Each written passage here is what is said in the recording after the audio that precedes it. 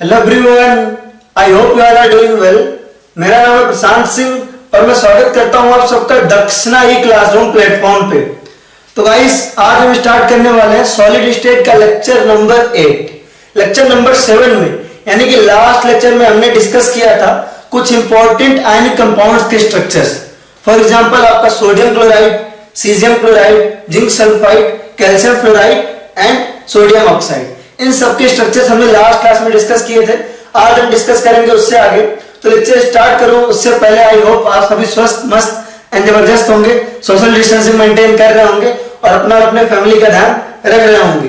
तो स्टार्ट करेंगे आज का लेक्चर। हाथ में लीजिए पेन एंड पेपर एंड चेहरे पर रखिए एक बड़ी सी स्माइल, राइट। तो सबसे पहले हम एक क्वेश्चन के थ्रू स्टार्ट करेंगे आज का डिस्कशन। क्वेश्चन में आपको दिया क्या है?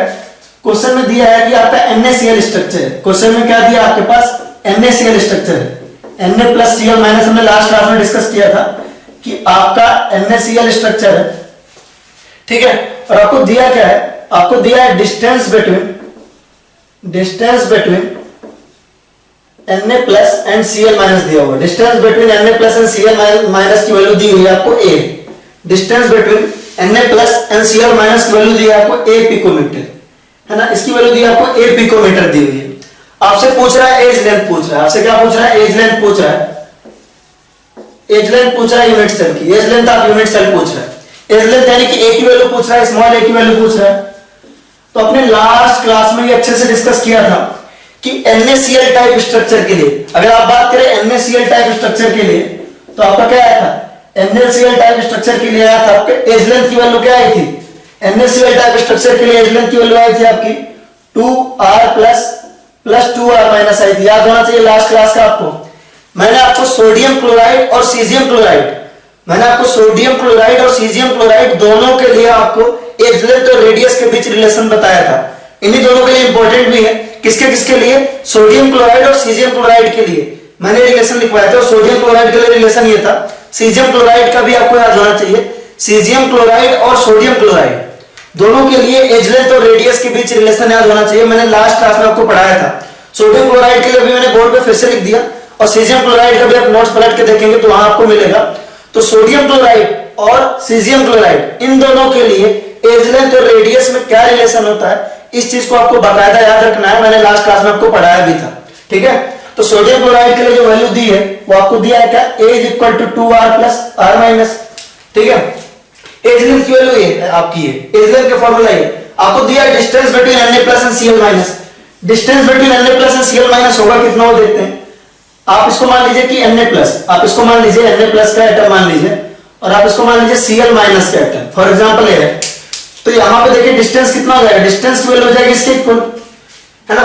तो अगर आप इस डिस्टेंस को देखें, डिस्टेंस बिटवीन न्यूक्लियाई कितना है आपका? यही है।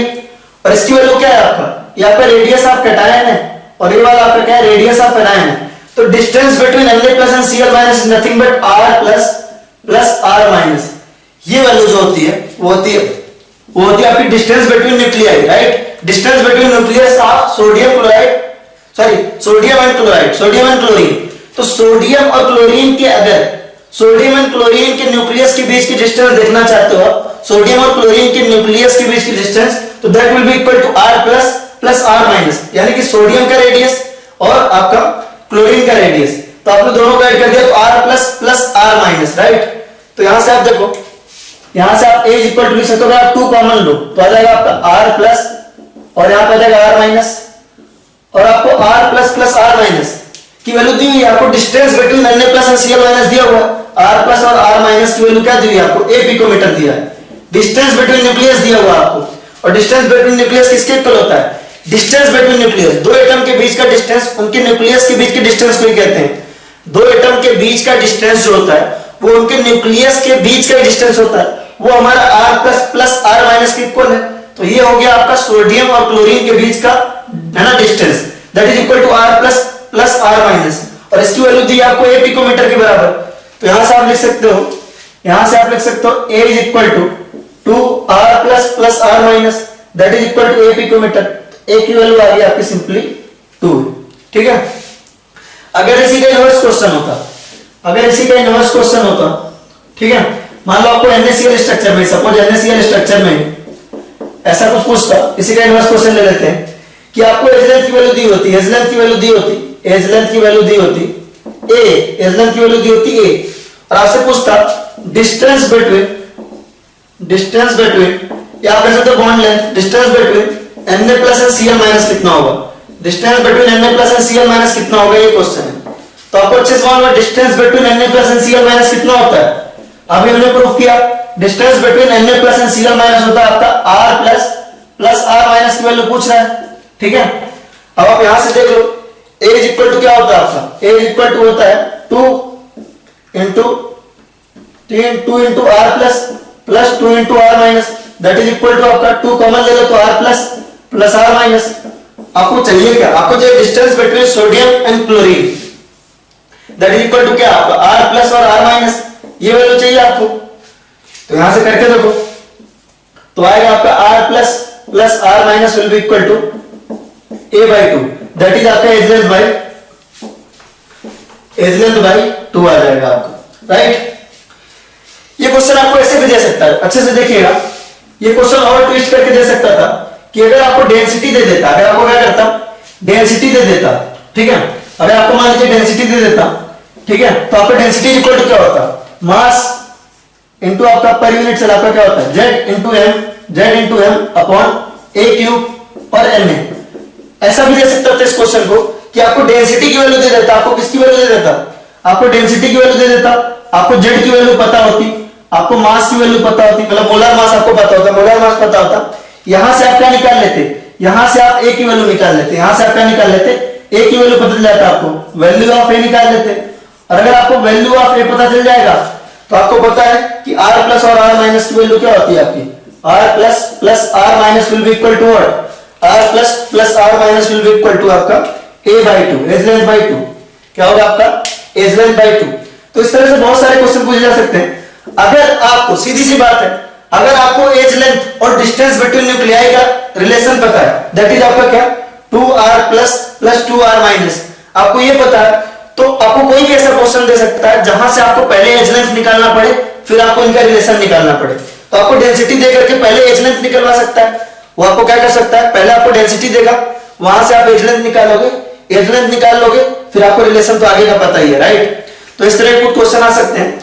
और मास के टॉपिक पे चलते हैं। आज का हमारा टॉपिक है डिफेक्ट्स इन सॉलिड। डिफेक्ट का तो मतलब पता है, डिफेक्ट मतलब होता है डैमेज, है ना, इम्परफेक्शंस इन सॉलिड। हमारा टॉपिक है डिफेक्ट्स इन सॉलिड। तो वेट करिए,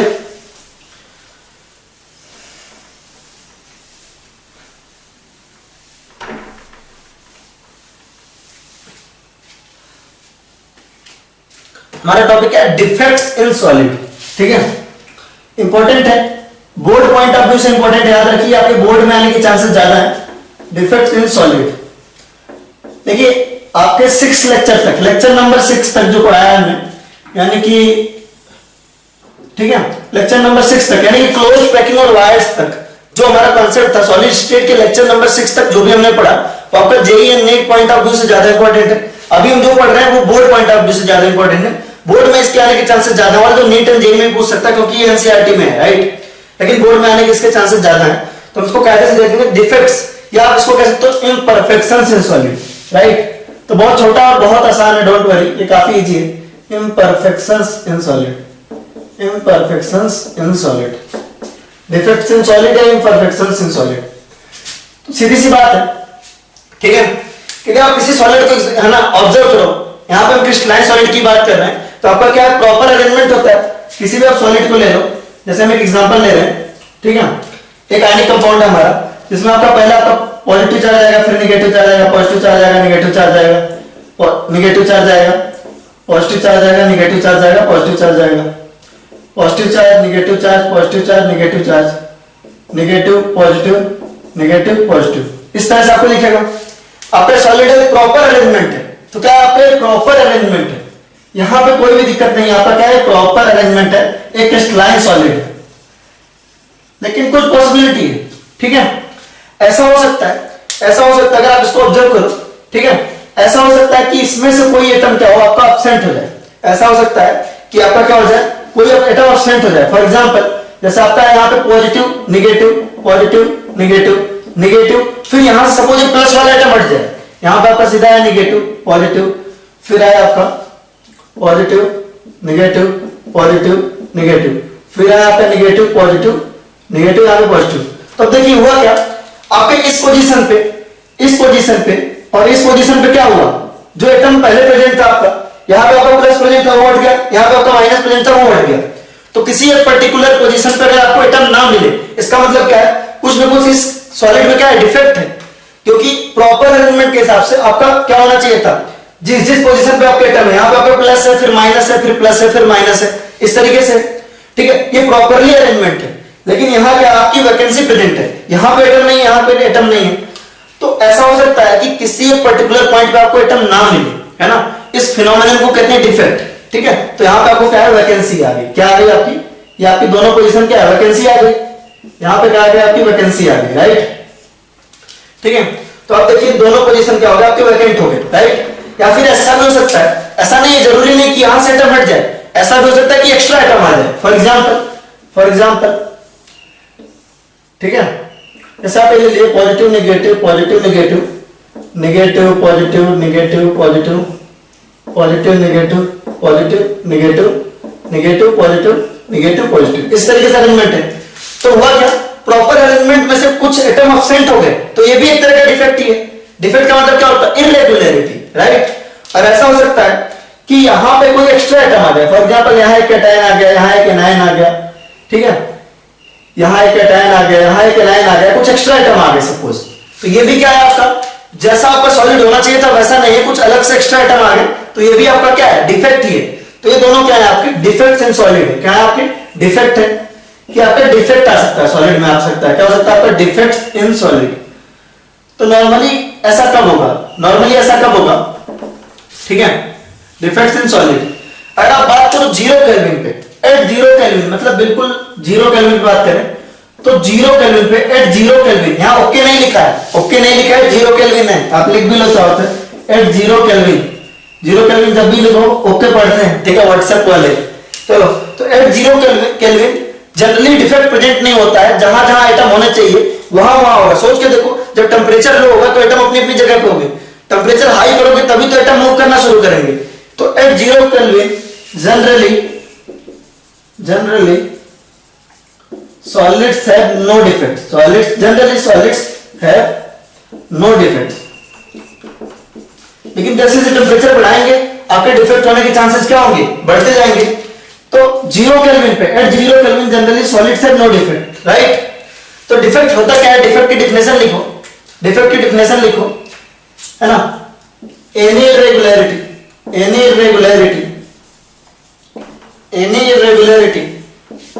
in the crystal or solid, any irregularity in the crystal or solid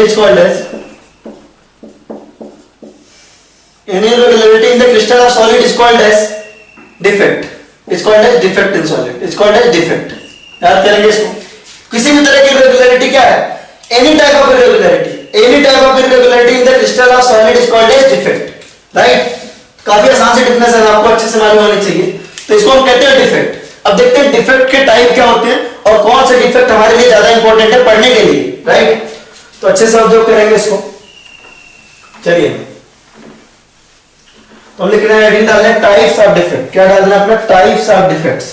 हमको डिफेक्ट अच्छे समझ में आ गया क्या होता है, हम देख रहे हैं डिफेक्ट, टाइप्स ऑफ डिफेक्ट, है ना, कि डिफेक्ट के कितने टाइप होते हैं, ठीक है, टाइप्स। तो आप देखेंगे डिफेक्ट कितने टाइप्स होते हैं, डिफेक्ट आपके 3 टाइप के होते हैं, ब्रॉडली कितने टाइप के होते हैं, 3 टाइप के होते हैं,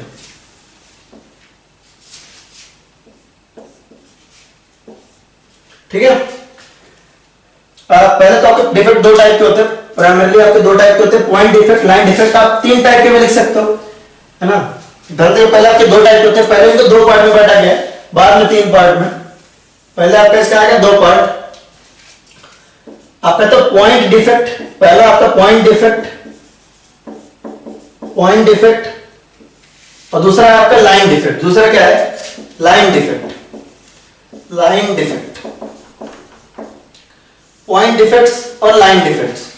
पॉइंट डिफेक्ट का क्या मतलब होता है, जब आपका इरेगुलरिटी किसी एक पॉइंट के अबाउट हो, किसी एक एटम के अबाउट हो, इसे आप एटॉमिक डिफेक्ट भी कहते हो। क्या कहते हो आप, atomic defect. Not a very popular name but कहते हैं एटॉमिक इफेक्ट। क्या कहते हैं? Atomic defect, sorry atomic defect. ठीक है, बहुत ज्यादा पॉपुलर नहीं है लेकिन फिर भी इसको कहते हैं, याद रखेंगे। पॉइंट डिफेक्ट को क्या कहते हैं? एटॉमिक डिफेक्ट भी कहते हैं। पॉइंट डिफेक्ट का क्या मतलब हुआ? जब किसी एक क्रिस्टल है ना, किसी एक लैटिस पॉइंट के अबाउट डिफेक्ट हो, यानी किसी एक पर्टिकुलर एटम के अबाउट डिफेक्ट हो, तो लिखेंगे irregularity about a point, irregularity about a point, irregularity about ए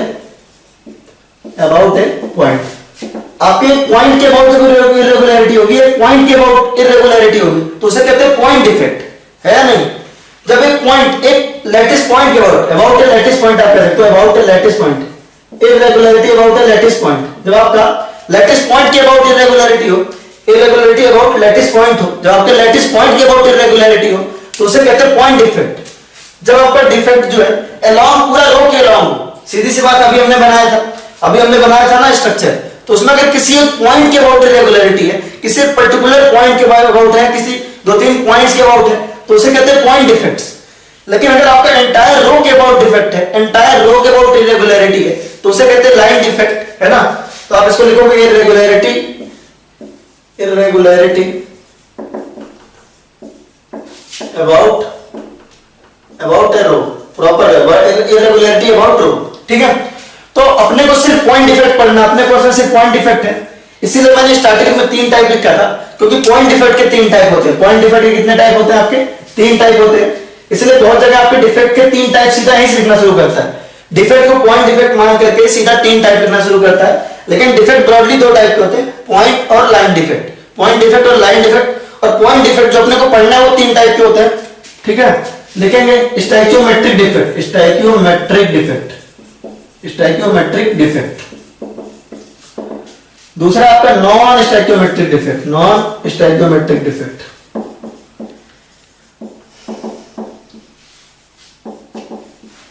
और तीसरा आपका इंप्योरिटी डिफेक्ट। तीसरा क्या है आपका? Impurity defect.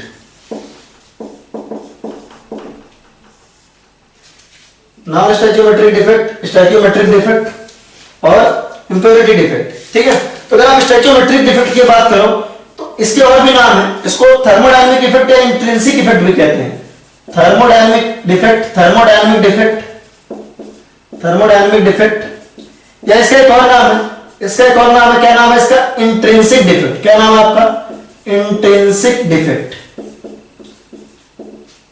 आप इसको थर्मोडायनामिक डिफेक्ट कहिए या इंट्रिंसिक डिफेक्ट कहिए, ये भी नाम है, लेकिन ज्यादातर इसको लोग स्टैइकियोमेट्रिक डिफेक्ट के नाम से जानते हैं। तो स्टैइकियोमेट्रिक डिफेक्ट के 2 नाम और है, थर्मोडायनामिक डिफेक्ट या इंट्रिंसिक डिफेक्ट, ये भी आप याद रखिएगा, राइट? तो स्टैइकियोमेट्रिक डिफेक्ट में होता क्या है? नाम नहीं है स्टैइकियोमेट्रिक डिफेक्ट और नॉन स्टैइकियोमेट्रिक डिफेक्ट में, कि स्टैइकियोमेट्रिक डिफेक्ट में स्टैइकियोमेट्री मेंटेन रहती है, यानी कैटायन और आयन का रेशियो क्या रहता है? मेंटेन रहता है। तो इसका मतलब क्या है? स्टैइकियोमेट्रिक में क्या होता है आपका? स्टैइकियोमेट्री क्या होती है? मेंटेन रहती है। क्या रहती है आपकी? मेंटेन रहती है। स्टैइकियोमेट्रिक डिफेक्ट में क्या होता है? स्टैइकियोमेट्री क्या होती है? स्टैइकियोमेट्री मेंटेन रहती है, राइट? स्टैइकियोमेट्री क्या रहती है आपकी? मेंटेन रहती है। नाम ही इसका, नाम से ही पॉपुलर है। देखो, पॉइंट डिफेक्ट क्या है? Irregularity about a point. Line defect क्या है? Irregularity about a row. Stoichiometric defect क्या है? जिसमें आपकी स्टैइकियोमेट्री मेंटेन रहे, यानी कि कैटायन और एनायन का रेशियो क्या रहे? मेंटेन रहे। कैटायन और एनायन का रेशियो क्या रहे? मेंटेन रहे। कैटायन इस टू एनायन का रेशियो, अगर आप कैटायन इस टू एनायन का रेशियो देखेंगे तो ये क्या रहे आपका? मेंटेन रहे, मेंटेन रहे, राइट? और अगर आप नॉन स्टैइकियोमेट्रिक डिफेक्ट को देखो, नॉन स्टैइकियोमेट्रिक डिफेक्ट को देखो, तो इसमें स्टैइकियोमेट्री क्या रहेगी? मेंटेन नहीं रहेगी। Stoichiometry is not maintained, is not maintain. इसमें स्टैइकियोमेट्री आपकी मेंटेन नहीं रहेगी, इज नॉट मेंटेन। स्टैइकियोमेट्री आपकी मेंटेन नहीं है, राइट? स्टैइकियोमेट्री आपकी मेंटेन नहीं है, यानी कि कैटायन और आयन रेशियो आपकी क्या है? मेंटेन नहीं है। कैटायन और आयन रेशियो आपका मेंटेन नहीं है। Cation and ion ratio is not maintained, is not maintained.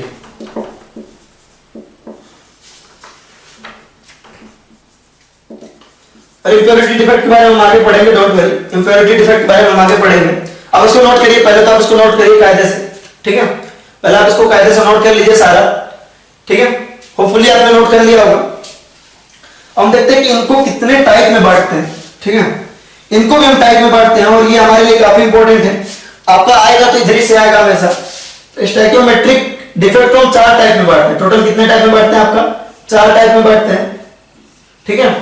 तो ध्यान देंगे 4 टाइप कौन कौन से हैं। पहला आपका वैकेंसी डिफेक्ट। क्या है आपका? Vacancy defect, vacancy defect.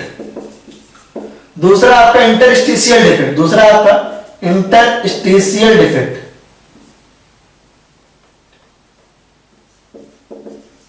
Interstitial defect, vacancy defect, interstitial defect. तीसरा है आपका फ्रैंकेल डिफेक्ट। तीसरा आपका क्या? फ्रैंकेल डिफेक्ट। फ्रैंकेल डिफेक्ट का एक और नाम है, not a very popular name, ज्यादा पॉपुलर नहीं है, फ्रैंकेल ही ज्यादा पॉपुलर है। उसका नाम होता है डिसलोकेशन इफेक्ट। क्या होता है आपका? Dislocation effect, dislocation defect, right. Next आपका शॉर्ट की। नेक्स्ट आपका क्या? शॉर्ट की डिफेक्ट। शॉर्ट की डिफेक्ट देखेंगे किसको कहते हैं? शॉर्ट की डिफेक्ट, SCHOTTKY, शॉर्ट की डिफेक्ट। तो इसमें सबसे इंपॉर्टेंट पॉइंट अभी के लिए आप नोट कर लें कि ये दोनों आपके होते हैं, ये दोनों आपके होते हैं नॉन आयनिक सॉलिड में। किसमें होते हैं आपके? नॉन आयनिक सॉलिड्स में। जनरली किसमें होते हैं आपके? नॉन आयनिक सॉलिड्स में होते हैं, जनरली नॉन आयनिक सॉलिड्स। और फ्रैंकेल और शॉर्ट की क्या होते हैं आपके? आयनिक सॉलिड्स में होते हैं, जनरली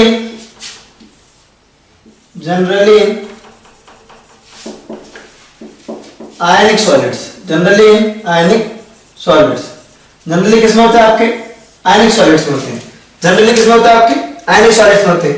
और सबसे ज्यादा इंपॉर्टेंट भी है, अगर आपको डिफेक्ट पढ़ के जाना है, बहुत जल्दबाजी में आपको विदिन 5 मिनट रिवाइज करके जाना है, तो आप केवल फ्रैंकेल और शॉर्ट की पढ़ के जा सकते हैं। क्योंकि आपके अगर क्वेश्चन आ रहा है तो 99% चांस है, आप कह सकते हो 95% तो चांस है ही कि फ्रैंकेल या शॉर्ट की से ही आएगा। They are very very important. आप इसको आप वेरी वेरी इंपॉर्टेंट मार्क करेंगे। ये क्या है आपके? बहुत ज्यादा इंपॉर्टेंट है। फ्रैंकेल और शॉर्ट की अगर आपने पढ़ लिया तो आपके मोस्ट प्रोबेबली क्वेश्चन इसी में से ही आने हैं, राइट। तो हम इसी को डिटेल में पढ़ेंगे। तो आपने इसको नोट कर लिया होगा।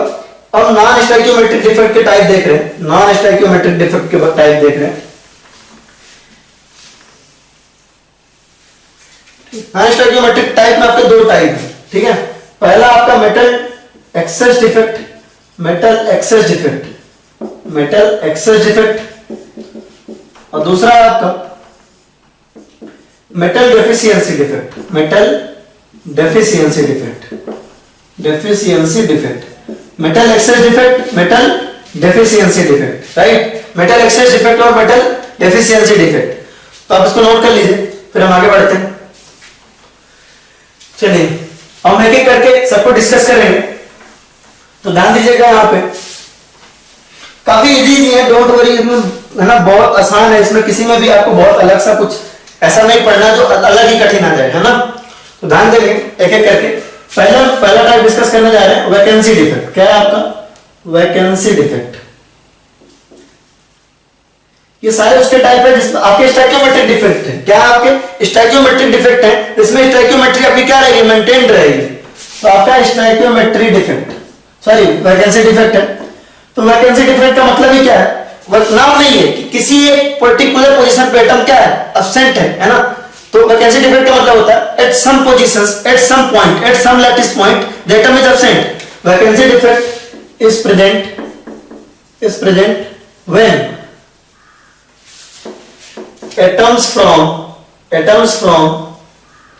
some lattice point is absent, atoms from some lattice point is absent।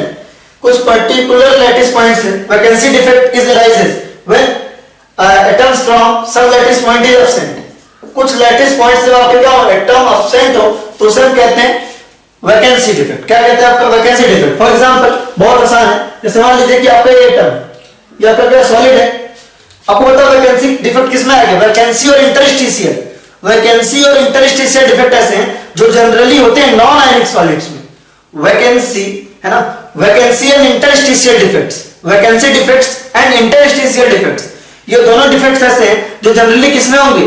जो जनरली होंगे आपके नॉन आयनिक सॉलिड्स में। और वहीं आपके फ्रैंकेल डिफेक्ट एंड आपका शॉर्ट की डिफेक्ट, ये दोनों होंगे जनरली आयनिक सॉलिड्स में, राइट। तो अगर आप देखें ठीक है, तो आप पे एटम है, यहाँ पे एटम है, यहाँ पे एटम है, यहाँ पे एटम है, फॉर एग्जांपल यहाँ पे एटम है, यहाँ पे एटम है, यहाँ पे एटम है, यहाँ पे एटम है, यहाँ पे इस तरीके से प्रेजेंट है। तो देखिए यहाँ पे इस पर्टिकुलर पोजीशन पे क्या है, वैकेंसी है। इस पर्टिकुलर पोजीशन पे क्या है आपका, वैकेंसी है। यहाँ पे आपका एटम प्रेजेंट नहीं है, यहाँ पे होना चाहिए था बट प्रेजेंट नहीं है। इसको सुंदर सा बना लेते हैं, सुंदर दिख नहीं रहा है, ठीक है। चलिए, जैसे आपके पास एटम था, यहाँ भी एटम था, यहाँ भी एटम था, यहाँ भी एटम था, यहाँ भी एटम था, यहाँ भी था, यहाँ भी था, यहाँ भी था। लेकिन इस पर्टिकुलर पॉइंट पर अगर आप देखें तो एटम होना चाहिए था बट है नहीं। यहाँ पे क्या क्रिएट हो गया आपका, वैकेंसी। इस डिफेक्ट को बोलते हैं वैकेंसी डिफेक्ट। क्या बोलते हैं आपका, वैकेंसी डिफेक्ट बोलते हैं। और इसमें एक इंपॉर्टेंट क्वेश्चन आता है, मतलब डिफेक्ट्स वगैरह में, कि डेंसिटी पे क्या फर्क पड़ेगा।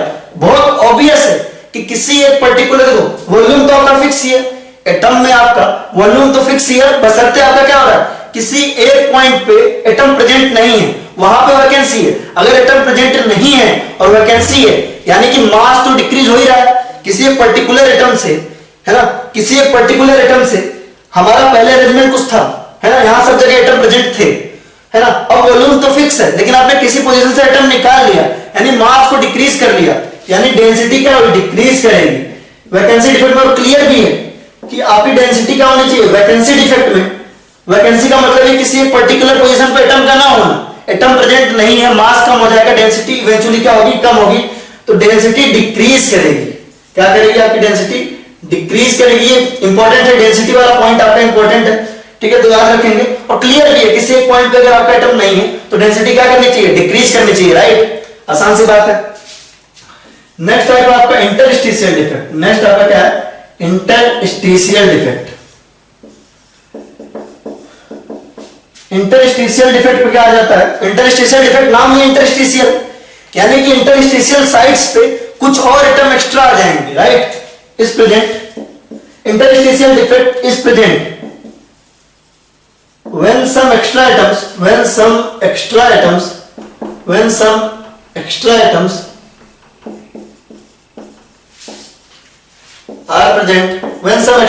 are present at interstitial sites,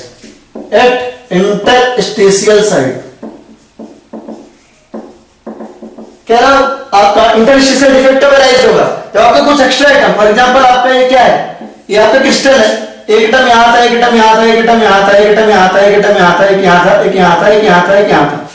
अब कह रहा है किसी एक इंटरस्टिशियल साइड के वाइड पे एक और एटम आ रहा है, जैसे ये आया, ये आया आपका इंटरस्टिशियल साइड पे, क्या है आपके एक्स्ट्रा एटम आ गए, क्या आ गया आपके एक्स्ट्रा एटम आ गए, राइट। तो आपका अरेंजमेंट होना कैसे चाहिए था, आपका अरेंजमेंट सिंपली जो ब्लैक वाले आपको एटम्स दिख रहे हैं वैसा होना चाहिए था, लेकिन जो वैकेंट स्पेसेस हैं उनमें आपके एक्स्ट्रा एटम्स आ गए, देखिए रेड वाले, तो होगा क्या, इसको हम कहेंगे इंटरस्टिशियल डिफेक्ट। क्या कहेंगे, इंटरस्टिशियल डिफेक्ट। और अगर डेंसिटी के टर्म में बात करें तो आपको अच्छे से रियलाइज हो रहा होगा कि डेंसिटी मस्ट इंक्रीज, क्योंकि एटम्स बढ़ रहे हैं फॉर ए पर्टिकुलर वॉल्यूम, आपका एटम क्या हो रहा है, इंक्रीज कर रहा है, तो यहाँ पे डेंसिटी क्या होगा। अगर आप डेंसिटी की बात करें, डेंसिटी वाला पॉइंट बहुत इंपॉर्टेंट है, याद रखेंगे। डेंसिटी क्या करेगा आपका, इंक्रीज करेगा। डेंसिटी क्या करेगा आपका, इंक्रीज करेगा, राइट। आसान है, ठीक है, इसको आप नोट करें, फिर हम आगे बढ़ते हैं। तो होपफुली आपने इसको नोट कर लिया होगा, ठीक है। तो ये दोनों डिफेक्ट की अगर आप बात करें, वैकेंसी डिफेक्ट और इंटरस्टिशियल डिफेक्ट, ये दोनों ही डिफेक्ट जनरली होते हैं नॉन आयनिक सॉलिड्स में। किसमें होते हैं, नॉन आयनिक सॉलिड्स में। अब हम चलते हैं the very important Frenkel and Schottky defect में। The very important Frenkel and Schottky defect, है ना, ये दोनों आपके किसमें प्रेजेंट होते हैं, आयनिक सॉलिड्स में। किसमें होते हैं आपके, आयनिक सॉलिड्स में। तो देखेंगे पहला आपका फ्रैंकेल डिफेक्ट क्या होता है, आपका क्या होता है, फ्रैंकेल डिफेक्ट। इंपॉर्टेंट करेंगे इसको, फ्रैंकेल डिफेक्ट। इसको डिसलोकेशन इफेक्ट भी कहते हैं। क्या कहते हैं आपका, dislocation effect, dislocation effect, dislocation. और क्यों कहते हैं डिसलोकेशन, ये भी समझा रहा हूं अभी। डिसलोकेशन डिफेक्ट, क्यों डिसलोकेशन डिफेक्ट कहते हैं ये भी समझाते हैं अभी। देखिए फ्रैंकेल डिफेक्ट में क्या होगा, है ना, ध्यान रखेंगे इसको। फ्रैंकेल डिफेक्ट में क्या होगा आपका, जैसे फॉर एग्जांपल इसको देखिएगा ध्यान से कि आपका आयनिक सॉलिड है, किस तरह का होगा, प्लस माइनस प्लस माइनस, यहां आएगा आपका plus minus plus minus plus minus plus minus. एक मिनट,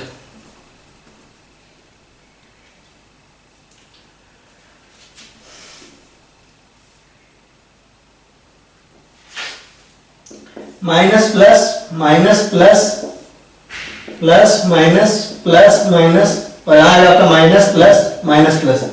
रेगुलर क्योंकि आयनिक सॉल्यूशन हो रहा है इसलिए आप प्लस माइनस करके दिखा रहे हैं। तो होता क्या है, क्योंकि यूजुअली आपके कैटायन छोटे होते हैं, ध्यान देंगे। तो फ्रैंकल डिफेक्ट क्या है? फ्रैंकल डिफेक्ट आपका कॉम्बिनेशन है। किसका कॉम्बिनेशन है? कॉम्बिनेशन है किसका किसका? Combination of vacancy, combination of vacancy and interstitial defect, interstitial defect, interstitial defect. क्यों कह रहे हैं ऐसा? देखना भी, कॉम्बिनेशन है किसका किसका?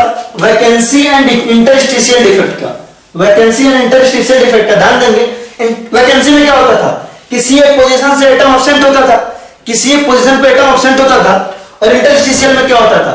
इंटरस्टिशियल में किसी एक वाइड में जाके एटम आपका लग जाता था, किसी एक वाइड में जाके एटम अरेंज हो जाता था, राइट। तो देखेंगे वैकेंसी का क्या मतलब हुआ। तो इसको क्यों कह रहे हैं फ्रैंकल में, क्यों कह रहे हैं कि ये आपका कॉम्बिनेशन है वैकेंसी और उसका? क्योंकि होता क्या है, किसी एक पॉइंट पे आपका एटम क्या होता है? वैकेंट होता है। यहां से आपका क्या होगा? वैकेंसी क्रिएट होगी। यहां पे क्या होगा? आपका वैकेंसी होगी। क्या होगी? आपकी वैकेंसी होगी। और यही कैटायन आपका, यही कैटायन आपका जो यहां पे वैकेंट है, राइट। वैकेंसी में होती क्या थी? वैकेंसी में आपका किसी एक पर्टिकुलर एटम प्रेजेंट नहीं होता था, एब्सेंट होता था। इंटरस्टिशियल में एक्स्ट्रा एटम होता था। तो फ्रैंकल डिफेक्ट में क्या होता है? एक पर्टिकुलर पोजीशन से आपका कैटायन या एनायन उठता है और इंटरस्टिशियल स्पेस में जाकर लग जाता है। यहां पे जो कैटायन था वो आके किसी इंटरस्टिशियल स्टेट में इस तरह आ जाएगा, इंटरस्टिशियल वाइड में आके ऐसा लग जाएगा, ठीक है। यही आपका यहां होगा। तो देखिए डिसलोकेशन इफेक्ट इसीलिए कहते हैं क्योंकि इसका डिसलोकेशन हुआ, ये इस पॉइंट से यहां चला है, ठीक है। तो यहां पे देखो वैकेंसी भी प्रेजेंट है और इंटरस्टिशियल साइड पे वो जाके लगा भी हुआ है, तो इसलिए कहते हैं combination of vacancy and interstitial defect, ठीक है। सेकंड पॉइंट जो है ना, atom generally cation, generally cation क्यों? क्योंकि कैटायन साइज में छोटे होते हैं, आपका इंटरस्टिशियल साइड पे जाके आसानी से लग सकते हैं। तो atoms generally cation, atoms generally cation, atoms generally cation, है ना। Dislocated from their get dislocated लिख लीजिए, get dislocated from their original position to interstitial void, ठीक है। हुआ क्या कि भाई आपका किसी एक जगह पे एटम जो है आपका डिसलोकेट हो गया अपने ओरिजिनल पोजीशन से, यहां से डिसलोकेट होकर वहां चला गया, राइट। यहां से डिसलोकेट होकर कि यहां चला गया, तो बहुत ऑब्वियस सी बात है कि ये क्या है आपका, इस पोजीशन पे तो यहां वैकेंसी क्रिएट हुई, लेकिन नई वाली पोजीशन पे क्या हुआ? आपका इंटरस्टिशियल डिफेक्ट क्रिएट हुआ। तो ओवरऑल इस डिफेक्ट को कहते हैं फ्रैंकल डिफेक्ट, कि एक जगह से आपका दूसरी जगह चला गया। अगर आपसे पूछा जाता कि डेंसिटी पे क्या फर्क पड़ेगा, तो चीख के सिचुएशन क्या कह रही है कि भाई देखो आपने यार एटम को एक जगह से दूसरे जगह तो भेजा है, एटम निकाले तो नहीं ना, ओवरऑल एटम में कोई चेंज आया क्या? ओवरऑल नंबर ऑफ एटम में कोई चेंज नहीं आ रहा है। ओवरऑल नंबर ऑफ एटम में क्या हो रहा है? चेंज नहीं आ रहा है। आपका कैटायन यहां से उठा यहां चला है, इसको आप यहां से यहां ले आओ, इसको आप यहां से यहां ले आओ, कहीं भी ले आओ, मास तो नहीं चेंज हो रहा है ना, वॉल्यूम भी नहीं चेंज हो रहा। तो इस केस में, फ्रैंकल वाले केस में, डेंसिटी रिमेन्स कांस्टेंट। डेंसिटी क्या होती है आपकी? Remains constant. याद रखेंगे इसको, डेंसिटी आपकी क्या रहती है? कांस्टेंट रहती है आपकी। इसको याद रखने का भी तरीका है, फ्रैंकल इफेक्ट को याद रखने का तरीका। फ्रैंकल में आपका क्या आता है? फ्रैंक आता है। कि फ्रैंकल में क्या आता है आपका? फ्रैंक आता है। फ्रैंक का मतलब जो लोग फ्रैंक होते हैं थोड़े से, उनकी आपकी दोस्ती अच्छी हो जाती है लोगों से, है ना। वो लोग आपके एक दूसरे घूमते रहते हैं, बिछड़ते रहते हैं, दोस्ती अच्छी हो जाती है, तो वो लोग एक जगह से दूसरी जगह आते रहते हैं। तो एकदम क्या है? देखो फ्रैंक है, क्या फ्रैंक है, ठीक है। क्या आपका फ्रैंक है? फ्रैंकल डिफेक्ट में क्या है आपका?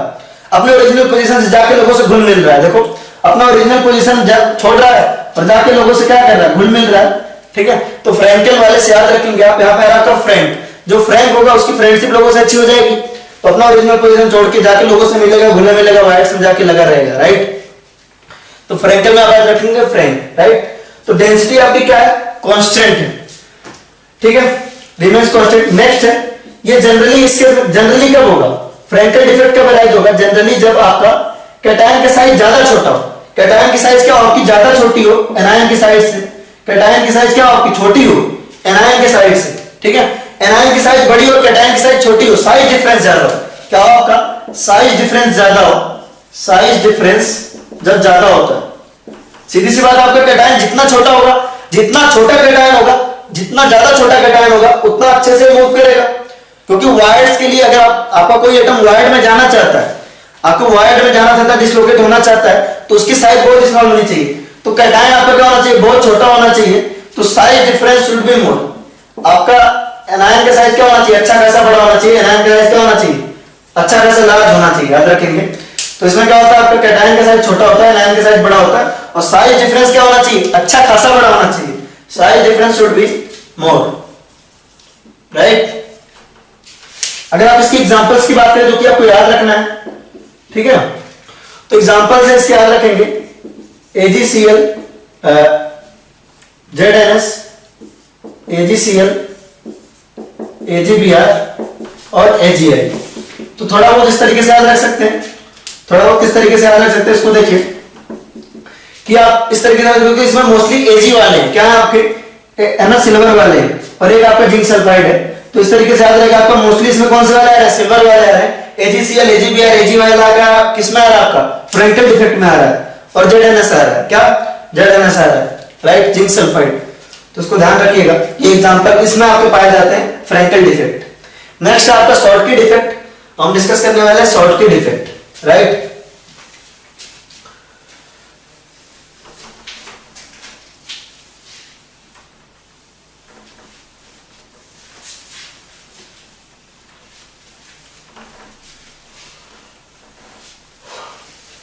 शॉर्टकी डिफेक्ट और वैकेंसी डिफेक्ट कुछ कुछ मिलता जुलता है। शॉर्टकी डिफेक्ट और वैकेंसी डिफेक्ट कुछ कुछ मिलता जुलता है।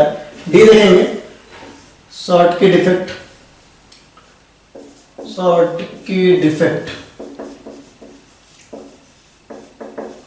शॉर्टकी डिफेक्ट आपका कैसा होता है, शॉर्टकी डिफेक्ट होता है आपका सिमिलर टू वैकेंसी डिफेक्ट। कैसा होता है आपका, सिमिलर टू वैकेंसी डिफेक्ट। लेकिन मेन डिफरेंस ये आपको पता है क्या है, वैकेंसी और इंटरस्टिशियल डिफेक्ट किसमें पाए जाते हैं, आपके नॉन आयनिक सॉलिड्स में। वैकेंसी और इंटरस्टिशियल डिफेक्ट आपके किस तरह के सॉलिड्स में पाए जाते हैं, वैकेंसी और इंटरस्टिशियल डिफेक्ट्स, वैकेंसी और इंटरस्टिशियल डिफेक्ट्स जनरली पाए जाते हैं नॉन आयनिक सॉलिड्स में, और फ्रैंकल और शॉर्टकी किसमें पाए जाते हैं, आपके आयनिक सॉलिड्स में। तो शॉर्टकी डिफेक्ट है वो है ना, सिमिलर टू वैकेंसी डिफेक्ट है। कहने का क्या मतलब उसको समझेंगे, ठीक है। शॉर्टकी डिफेक्ट में क्या होता है आपका, जैसे मान लीजिए आपका कैटायन है, यहाँ पे आपका एनायन है, यहाँ पे आपका कैटायन है, यहाँ पे आपका एनायन है, फिर आपका कैटायन है, यहाँ पे आपका पॉजिटिव चार्ज है, नेगेटिव चार्ज है, फिर आया आपका positive charge, negative charge, positive charge, negative charge, negative charge, positive charge, negative charge, positive charge. हुआ क्या इसमें, देखिए इसमें हुआ ऐसा कि पहले सपोज यहाँ पे कैटायन प्रेजेंट था, यहाँ पे ले लेते हैं, एक्सक्यूज मी ये थोड़ा सा गलत हो गया साइड, पॉजिटिव नेगेटिव पॉजिटिव, ऐसा मान लीजिए, ठीक है। तो शॉर्टकी डिफेक्ट में होता क्या है, शॉर्टकी डिफेक्ट में होता है आपका equal number of cation and anion, क्योंकि स्टोइकियोमेट्री मेंटेन रखनी है हमें, कैटायन टू एनायन के रेशियो मेंटेन रखना है। तो अगर एक आपका कैटायन निकल रहा है तो आपका एक एनायन भी निकलना चाहिए। तो शॉर्टकी डिफेक्ट आपका वैकेंसी डिफेक्ट की तरह है। वैकेंसी में क्या होता था, किसी एक पर्टिकुलर पॉइंट से एटम एब्सेंट रहता था, तो शॉर्टकी में भी ऐसा होगा कि आपके इक्वल नंबर ऑफ कैटायन और इक्वल नंबर ऑफ एनायन क्या रहेंगे, एब्सेंट रहेंगे। इक्वल नंबर ऑफ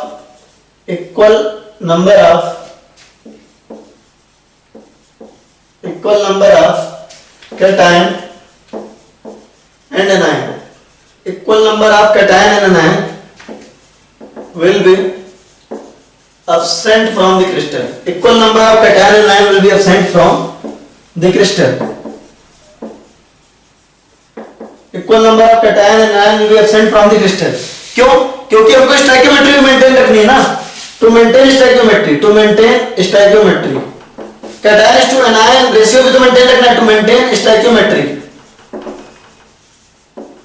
अगर आपको केवल कैटायन निकले, केवल एनायन रखे निकले, तो आपका स्टोइकियोमेट्री मेंटेन नहीं हो पाएगा। तो equal number of cation, equal number of anion आपके हटेंगे। तो यहां से देखो आपका कैटायन हटा और यहां से आपका क्या हटा, एनायन हटा।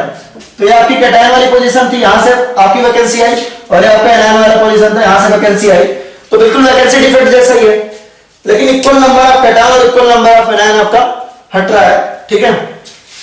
तो इस केस में आपकी डेंसिटी क्या होगी, डेंसिटी जो कि आपको वेरी इंपॉर्टेंट है, ठीक है। आपने अब तक ऑब्जर्व किया क्या, डेंसिटी आपकी वैकेंसी डिफेक्ट में क्या हो रही थी, वैकेंसी डिफेक्ट में डेंसिटी डिक्रीज कर रही थी, इंटरस्टिशियल डिफेक्ट में वैकेंसी इंक्रीज कर रही थी, फ्रैंकल डिफेक्ट के केस में डेंसिटी कांस्टेंट थी, और शॉर्ट की डिफेक्ट केस में क्या होना चाहिए, आपके एटम्स कम हो रहे हैं, एटम्स क्या हो रहे हैं, कम हो रहे हैं, डेंसिटी क्या करेगी, डिक्रीज करेगी, डेंसिटी क्या करेगी आपकी, डिक्रीज करेगी, राइट। तो अब तक हमने ऑब्जर्व किया ढंग से, अब तक हमने ऑब्जर्व किया कि आपका वैकेंसी डिफेक्ट में और शॉर्ट की डिफेक्ट में, वैकेंसी डिफेक्ट में और शॉर्ट की डिफेक्ट में डेंसिटी डिक्रीज कर रहा है, इंटरस्टिशियल डिफेक्ट में डेंसिटी इंक्रीज कर रहा है, और फ्रैंकल डिफेक्ट में डेंसिटी क्या कर रहा है, कांस्टेंट रहा है। इसके नाम से भी याद कर सकते हैं, नाम में ये शॉर्ट की डिफेक्ट, शॉर्ट की मतलब क्या होता है, शॉर्ट की मतलब क्या, शॉर्ट की में आता है आपका शॉर्ट मतलब होता है कम हो जाना, शॉर्ट मतलब क्या होता है, कम हो जाना, याद रखने की टेक्निक है। शॉर्ट मतलब क्या होता है, कम हो जाना। तो यहाँ पे एटम्स क्या हो रहा है आपके, कम हो जा रहा है, एटम्स क्या हो जा रहा है आपके, कम हो जा रहा है, इस चीज को याद रखना। तो शॉर्ट क्यों आ रहा है, क्या आपका शॉर्ट आ रहा है, शॉर्ट मतलब होता है कम हो जाना, यानी एटम्स का कम हो जाना, राइट। तो आप यहां से ध्यान रखेंगे कि आपका जो शॉर्ट की डिफेक्ट है वो किस तरह के कंपाउंड्स में होगा, जहां पे आपका ये आपका शॉर्ट की डिफेक्ट जनरली कहां होगा, जब आपका कैटायन का साइज और एनायन का साइज जनरली क्या होगा, लगभग इक्वल होगा। शॉर्ट की डिफेक्ट जनरली किस तरह के आयन से पाए जाते हैं, जब आपका कैटायन और एनायन का साइज क्या हो, लगभग इक्वल हो, लगभग एक जैसा हो, राइट। वैसे तो यार ये रूल्स कहने के लिए हैं, जनरली एग्जैक्टली फॉलो नहीं होते, थोड़े बहुत एक्सेप्शन इसमें भी हैं, लेकिन चूंकि ऐसा है तो हमको बताना है इसको। तो आपके जो कैटायन और एनायन का साइज लगभग इक्वल होगा तो क्या फॉलो होगा, शॉर्ट की डिफेक्ट फॉलो होगा, क्या होगा, शॉर्ट की डिफेक्ट आएगा, राइट। लेकिन ऐसा स्ट्रिक्टली फॉलो नहीं होता, कतई नहीं फॉलो होता है सब, ठीक है। इसकी एग्जांपल्स अगर आप देखो, इसके एग्जांपल देखेंगे NaCl, KCl, है ना, RbCl, ये सारे इसके एग्जांपल है। इसमें आपका AgBr भी आता है, ठीक है। तो वहां अगर आपने ध्यान दिया हो तो वहां पे आपका ZnS था, फ्रैंकल डिफेक्ट में आपका क्या था, फ्रैंकल डिफेक्ट में आपका ZnS था, जिंक सल्फाइड था, AgCl, AgBr और AgI था, यानी सिल्वर वाले कंपाउंड थे, ठीक है, सिल्वर वाले कंपाउंड थे, ठीक है। आपके क्या थे, फ्रैंक वाले केस में आपके सिल्वर वाले थे, और यहाँ के क्लोराइड वाले हैं NaCl, KCl, RbCl और AgBr। अगर आप AgBr की बात करो तो आपने देखा होगा AgBr वहां भी है और AgBr यहां भी है, तो आप इसको नोट करके लिख लीजिए इंपॉर्टेंट में कि AgBr में जो है आपका दोनों टाइप का डिफेक्ट हो सकता है, AgBr कैन शो, है ना, बोथ फ्रैंकल एंड स्कॉट की डिफेक्ट, फ्रैंकल एंड शॉर्ट की डिफेक्ट, फ्रैंकल एंड शॉर्ट की डिफेक्ट, फ्रैंकल एंड शॉर्ट की डिफेक्ट, राइट। तो आपके AgBr में क्या हो सकता है, आपका फ्रैंकल और शॉर्ट की डिफेक्ट दोनों हो सकते हैं, राइट। ये इंपॉर्टेंट पॉइंट है, AgBr में आपका फ्रैंकल और शॉर्ट की डिफेक्ट दोनों का दोनों प्रेजेंट हो सकता है, राइट। तो इसको आप ध्यान रखें, इसको आप नोट भी कर लें। नेक्स्ट हम पढ़ने वाले हैं मेटल नॉन स्टाइकियोमेट्रिक डिफेक्ट, है ना। नेक्स्ट हमारा टॉपिक है नॉन स्टाइकियोमेट्रिक डिफेक्ट।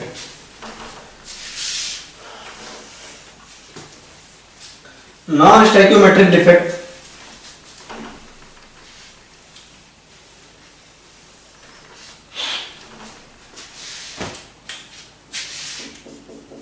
नेक्स्ट हमारा नॉन स्टाइकियोमेट्रिक डिफेक्ट हमको पढ़ना, नॉन स्टाइकियो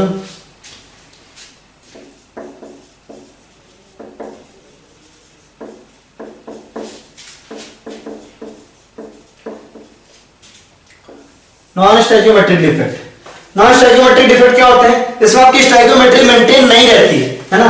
तो अब इसमें लिखेंगे stoichiometry not maintain, stoichiometry not maintained, not maintained, stoichiometry आपको मेंटेन नहीं रहती, यानी कैटायन टू एनायन रेशियो आपका क्या रहता है, मेंटेन नहीं रहता। कैटायन टू एनायन रेशियो आपका क्या रहता है, नॉट मेंटेन, मेंटेन नहीं हो पाता, नॉट मेंटेन्ड, नॉट मेंटेन्ड। तो नॉन स्टोइकियोमेट्रिक डिफेक्ट में हमें सबसे पहला पढ़ना मेटल एक्सेस डिफेक्ट। क्या पढ़ना आपका, मेटल एक्सेस डिफेक्ट। क्या पढ़ना आपको, पहला पढ़ना है metal excess defect, metal excess defect. नाम में ये आपका कि मेटल एक्सेस में हो जाए, इसमें क्या होता है आपका, मेटल एक्सेस में हो जाए, आपका क्या हो जाए, मेटल एक्सेस में हो जाए। मेटल एक्सेस डिफेक्ट का मतलब हुआ मेटल आपका क्या हो जाए, एक्सेस में हो जाए, मेटल आपका क्या हो जाए, एक्सेस में हो जाए, यानी कि एनायन कम हो जाए। मेटल आपका क्या बनाता है, कैटायन बनाता है, मेटल आपका क्या बनाता है, कैटायन बनाता है ना। तो मेटल एक्सेस का क्या मतलब हुआ, आपका कैटायन ज्यादा हो जाए।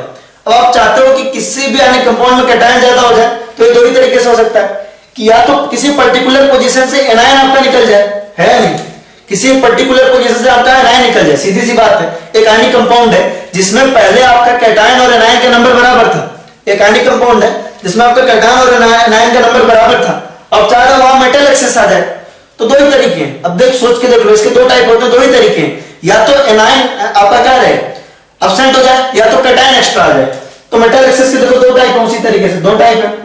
पहला आपका metal excess defect due to metal excess defect due to metal excess defect due to metal excess defect due to anionic vacancy anionic vacancy anionic vacancies metal excess defect due to anionic vacancies. सीधी सी बात है, आपको metal excess में लाना है, यानी कि कैटायन एक्सेस में लाना है, तो एक पॉसिबिलिटी है मेटल एक्सेस का हो सकता है, जब आप एनायन को वैकेंस करा दो एनायनिक वैकेंसीज करवा दो, राइट। या आपका क्या हो जाए metal excess defect due to extra cation metal excess defect due to metal excess defect due to extra cation due to extra cation. तो सीधे से बात है, अगर आपको मेटल एक्सेस लेना है यानी कैटायन को एक्सेस में करना है, तो आप एनायन को आपको क्या करना है, एनायन को ज्यादा लेना है, सॉरी एनायन को अपसेंट कराना है किसी पोजीशन से। एनायन कम कर दोगे तब भी मेटल आपका एक्सेस में आ जाएगा, और आप कैटायन को एक्स्ट्रा कर दोगे तब भी आपका क्या होगा मेटल एक्सेस में आ जाएगा। तो हम पहला पढ़ने वाले हैं आपका metal excess defect due to anionic vacancy metal excess defect due to anionic vacancy पढ़ने वाले हैं, राइट।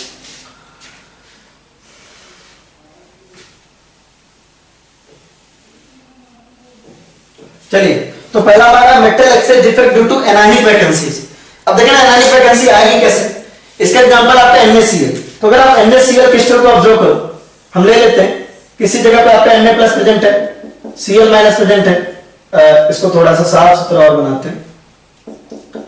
Na प्लस है, Cl माइनस है, Na प्लस है, Cl माइनस है, इस तरीके से। फिर आपका Cl माइनस है, Na प्लस है, हम एक छोटा सा क्रिस्टल ले रहे हैं, फिर आपका Cl माइनस है, फिर आपका Na प्लस है। आपने फिर इधर ऐसे लिया, Na प्लस है, Cl माइनस है, Na प्लस है, Cl माइनस है, Na प्लस है, सॉरी Cl माइनस है, यहाँ पे आपका Na प्लस है, यहाँ पे आपका Cl माइनस है, यहाँ पे आपका Na प्लस है, ठीक है। और ऑब्वियस सी बात है, आपको करना क्या है, metal excess defect due to anionic vacancies का क्या मतलब हुआ, आपको एनायन का वैकेंसी करना है, ठीक है। तो इस सॉलिड को अगर हमने सोडियम वेपर में डाल दिया, यहां से क्या कर दिया आपका सोडियम वेपर डाल दिया, किसमें डाला आपका सोडियम वेपर डाला, सोडियम वेपर क्या डाला आपका सोडियम वेपर डाला, सोडियम वेपर डाला। आपको पता है सोडियम वेपर है Na, और सोडियम जो है आसानी से इलेक्ट्रॉन दे सकता है, आपका क्या कर सकता है आसानी से इलेक्ट्रॉन दे सकता है। सोडियम क्या करेगा आपका Na प्लस और इलेक्ट्रॉन देगा, सोडियम आपका किसमें चेंज होगा, आपका सोडियम चेंज होगा Na प्लस और इलेक्ट्रॉन में, सीधी सी बात है। सोडियम आपको क्या देगा Na प्लस और इलेक्ट्रॉन देगा, राइट, Na प्लस और एक इलेक्ट्रॉन देगा। अब अगर ऐसा हो जाए, सोच के देखो, अब अगर ऐसा हो जाए कि ये जो Na प्लस है अब यहां से निकल रहा है, राइट, तो क्या दे रहा है आपका Na प्लस और एक इलेक्ट्रॉन दे रहा है, Na प्लस और एक इलेक्ट्रॉन दे रहा है। सोच के देखना, आगे बढ़े, थोड़ी देर बाद हमें कैसा ऑब्जर्व होगा इस देखते हैं, थोड़ी देर बाद हमें ऑब्जर्व होगा कि इसको हम फिर से बना लेते हैं Na plus Cl minus Na plus Cl minus Na plus Cl minus Na plus, यहाँ पे आएगा आपका Na plus Cl minus Na plus Cl minus Cl minus Na plus Cl minus Na plus, इस तरह का कुछ है, ठीक है। यहाँ पे मैंने क्या छोड़ दिया आपका Cl माइनस छोड़ दिया। तो देखो कहने का क्या मतलब है, क्यों छोड़ा इसको बताता हूँ आपको, कि यहां से अगर आपका सोडियम वेपर पास हो रहा है तो सोडियम किसमें कन्वर्ट होगा, आपका सोडियम कन्वर्ट होगा Na प्लस और एक इलेक्ट्रॉन में। सोडियम आपका किसमें कन्वर्ट होगा, आपका Na प्लस और एक इलेक्ट्रॉन में कन्वर्ट होगा। जो आप यहां से सोडियम वेपर पास करा रहे हो, जो आपको सोडियम वेपर पास करा रहे हो, तो हो क्या रहा है, सोडियम आपका किसमें कन्वर्ट हो रहा है, Na प्लस और एक इलेक्ट्रॉन में। तो अगर ये जो है आपका यहां से Cl माइनस लेके उड़ जाए, अगर यहां से Cl माइनस लेके उड़ जाए, Na प्लस Cl माइनस लेके क्या बना ले आपका NaCl बना ले, तो होगा क्या आपका कि यहां से जो आपका Cl माइनस था, ध्यान सुनिएगा, आप एक क्रिस्टल था इस तरह का Na plus Cl minus Na plus Cl minus इस तरह का, यहां से आपने सोडियम के वेपर्स पास कराए, सोडियम के वेपर पास कराए। सोडियम किसमें कन्वर्ट होता है आपका N, है ना, सोडियम कन्वर्ट होता है Na प्लस और एक इलेक्ट्रॉन, सोडियम आसानी से इलेक्ट्रॉन लूज करता है। तो आपका जो ये सोडियम Na प्लस है वो यहां से क्लोरीन माइनस अगर आपका लेके उड़ जाए, तो यहां पे क्लोरीन माइनस यहां से खत्म हो गया, यहां देखो क्लोरीन माइनस प्रेजेंट है ही नहीं, एनायनिक वैकेंसी आ गई। क्या आ गई आपकी एनायनिक वैकेंसी आएगी। हुआ क्या इस पूरे प्रोसेस में, आपके इक्वल कैटायन और इक्वल एनायन थे, यहां पे आपके पास इक्वल कैटायन, इधर वाले में देखो इक्वल कैटायन था, है ना, कैटायन आपके एनायन के इक्वल था, cation is equal to anion था, कैटायन और एनायन आपका क्या था, इक्वल था इधर। सोडियम आपने इधर से पास कराया, सोडियम के वेपर से पास कराया, सोडियम कन्वर्ट हुआ Na+ और एक इलेक्ट्रॉन में। अब Na+ यहां क्लोरीन माइनस रिएक्ट करके NaCl बनाएगा। अब यहां पे क्या हुआ, एनायनिक वैकेंसी क्रिएट हो गई, यहां से Cl हटा और यहां एनायनिक वैकेंसी क्रिएट हो गई। तो अब कुछ लोग सोच रहे हो कि भाई एनायनिक कंपाउंड है, यहां इलेक्ट्रिकल न्यूट्रलिटी तो क्या होनी चाहिए, इलेक्ट्रिकली न्यूट्रल होना चाहिए, इलेक्ट्रिकल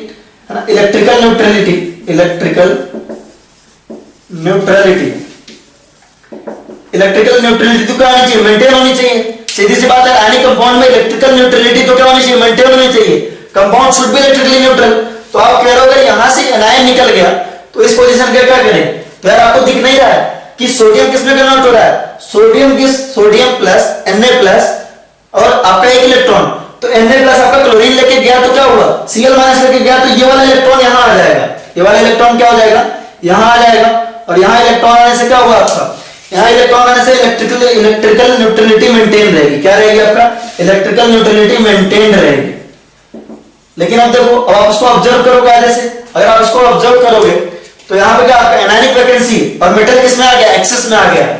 इस टाइप के डिफेक्ट को आप क्या बोलते हो, मेटल किसमें आ गया, मेटल एक्सेस में आ गया।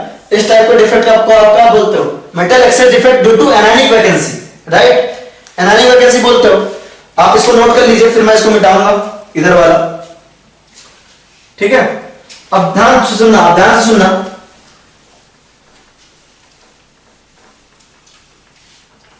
अब यहां देखो, अब यहां पे इलेक्ट्रॉन आने से होगा क्या, जब सोच के देखो, यहां इलेक्ट्रॉन आने से बहुत सारी चीजें बदलेंगी। जैसे यहां पे इलेक्ट्रॉन आने से आपका क्या होगा, कंडक्टिविटी इंक्रीज करेगा, क्या करेगा आपका, इलेक्ट्रॉन आने से कंडक्टिविटी इंक्रीज करेगा, कंडक्टिविटी इंक्रीज करेगी, राइट। यहां पे इलेक्ट्रॉन आने से क्या होगा, कंडक्टिविटी इंक्रीज करेगी, क्या होगा आपका, कंडक्टिविटी इंक्रीज करेगी, ठीक है। नेक्स्ट आप देखेंगे, आप कंडक्टिविटी इंक्रीज की। दूसरी बात है, अनपेयर्ड इलेक्ट्रॉन है, एक सिंगल इलेक्ट्रॉन है, सिंगल इलेक्ट्रॉन क्या होता है आपका, अनपेयर्ड होता है, और अनपेयर्ड इलेक्ट्रॉन क्या करता है आपका, पैरामैग्नेटिज्म को जन्म देता है। तो ये क्या बनाएगा, इसको पैरामैग्नेटिक बनाएगा, क्या बनाएगा आप इसको, पैरामैग्नेटिक बनाएगा। तो कंडक्टिविटी इंक्रीज करेगी, है ना, पहली चीज तो क्या होगी आपकी, कंडक्टिविटी इंक्रीज करेगी, राइट। अगर आपने यहाँ पे इलेक्ट्रॉन अनपेयर्ड इलेक्ट्रॉन है तो कंडक्टिविटी इंक्रीज होगी, यहाँ पे इलेक्ट्रॉन आपका ऐसे खुला घूम रहा है। और दूसरी बात आपका पैरामैग्नेटिक नेचर होगा। और आपने है ना पढ़ा भी होगा इनऑर्गेनिक में कि तो अगर आपका अनपेयर्ड इलेक्ट्रॉन है, अनपेयर्ड इलेक्ट्रॉन होगा तो क्या करता है, कंपाउंड को कलर इंपार्ट करता है। दिस अनपेयर्ड इलेक्ट्रॉन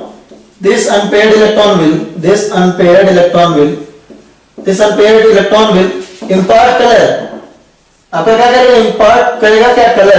तो इसकी वजह से क्या आएगा, आपका कंपाउंड कलर्ड हो जाएगा, ठीक है। तो इसके लिए इसको क्या बोलते हैं, एफ सेंटर बोलते हैं, क्या बोलते हैं इसको, एफ सेंटर बोलते हैं, क्या बोलते हैं इसको, एफ सेंटर बोलते हैं। जहां पे इलेक्ट्रॉन प्रेजेंट होता है उसे एफ सेंटर बोलते हैं। एफ सेंटर का मतलब क्या होता है, एफ सेंटर बोलते हैं, क्या बोलते हैं आपका, एफ सेंटर बोलते हैं। अब एफ सेंटर का मतलब क्या होता है, एफ सेंटर का जो फुल फॉर्म होता है फॉर्बाजेंटर। क्या होता है, एफ सेंटर का फुल फॉर्म होता है फॉर्बाजेंटर, है ना। और फॉर्बाजेंटर का मतलब जर्मनी में होता है कलर सेंटर, राइट। तो एफ सेंटर क्यों बोलते हैं, क्योंकि एफ सेंटर का जो फुल फॉर्म होता है, मतलब एफ सेंटर का नाम कहां से आया, वो आया आपका एक जर्मन वर्ड से, फॉर्बाजेंटर। जर्मन वर्ड था आपका क्या, फॉर्बाजेंटर। और फॉर्बाजेंटर का मतलब जर्मनी में होता है कलर सेंटर। क्या होता है आपका, कलर सेंटर। क्योंकि इस अनपेयर्ड इलेक्ट्रॉन की वजह से कलर अराइज हो रहा है, तो बेसिकली क्या है, कलर सेंटर है। और उसको हम जर्मनी में बोलते हैं फॉर्बाजेंटर, दैट इज आपका क्या, एफ सेंटर, ठीक है। तो इस सेंटर को हम कहते हैं एफ सेंटर, और एफ सेंटर को आप क्या बोलते हो, कलर सेंटर भी बोलते हो। क्या बोलते हो आप, कलर सेंटर। तो एक इंपॉर्टेंट कैरेक्टरिस्टिक है आपका कि मेटल एक्सेस की वजह से क्या हो रहा है, आपका कलर सेंटर भी जनरेट हो रहा है, एफ सेंटर भी जनरेट हो रहा है। तो ये किस कलर का दिखेगा, जो NaCl होता है वो आपका किस कलर का दिखने लगता है, येलो कलर का दिखने लगता है। किस कलर का दिखता है आपका, येलो कलर का दिखता है, ठीक है। इस वजह से मेटल एक्सेस डिफेक्ट की वजह से जो NaCl है वो येलो कलर का दिखता है। LiCl जो है वो आपका पिंक कलर का दिखता है, और KCl जो है आपका पोटेशियम क्लोराइड आपका वायलेट कलर का दिखता है। किस कलर का दिखता है आपका, वायलेट कलर का दिखता है, या इसे आप लाइलैक भी कहते हो, राइट। वायलेट कलर याद रखिए आप, ठीक है। तो सोडियम क्लोराइड आपका येलो कलर का दिखता है, लिथियम क्लोराइड आपका पिंक कलर का दिखता है, और पोटेशियम क्लोराइड आपका वायलेट कलर का दिखता है। ये बात आपको याद रखनी है। तो आपका कंप्लीट होगा क्या, metal exchange defect due to anionic vacancy. और हम देखते हैं metal exchange defect due to extra cation, हम देखेंगे due to extra cation, metal exchange defect due to extra cation.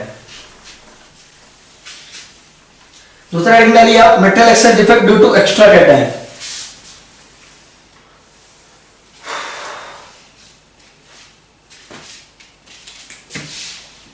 Metal exchange defect due to extra cation, extra cation.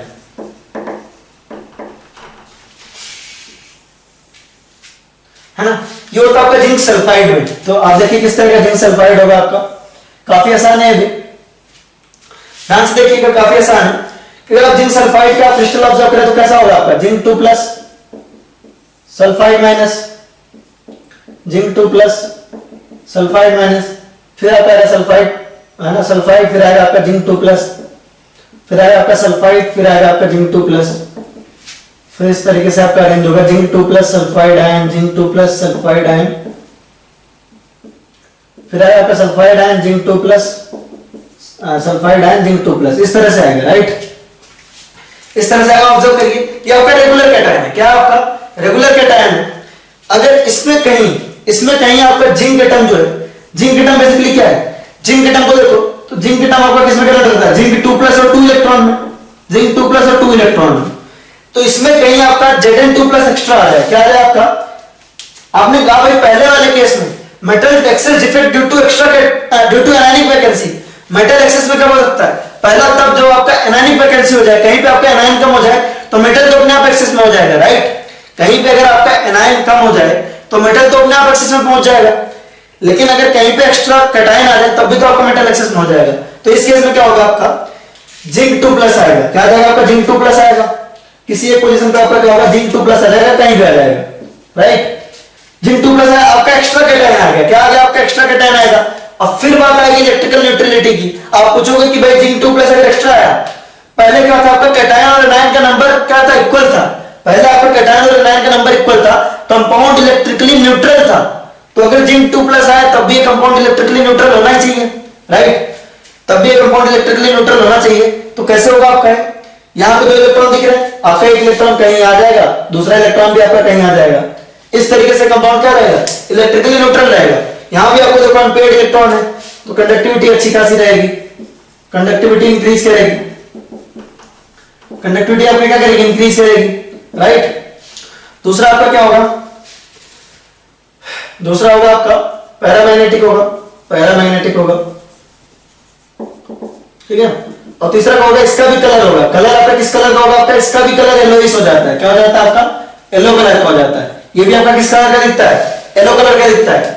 तो इसमें क्या हुआ, पहले वाले केस में क्या था आपका, पहले वाले केस में क्या था आपका, metal excess defect due to anionic vacancy. कहीं एक पोजीशन से आपका क्या करता था, एनायन हटता था और इलेक्ट्रिकली न्यूट्रल, है ना, इलेक्ट्रिकल न्यूट्रलिटी को मेंटेन करने के लिए वहां इलेक्ट्रॉन आ जाता था।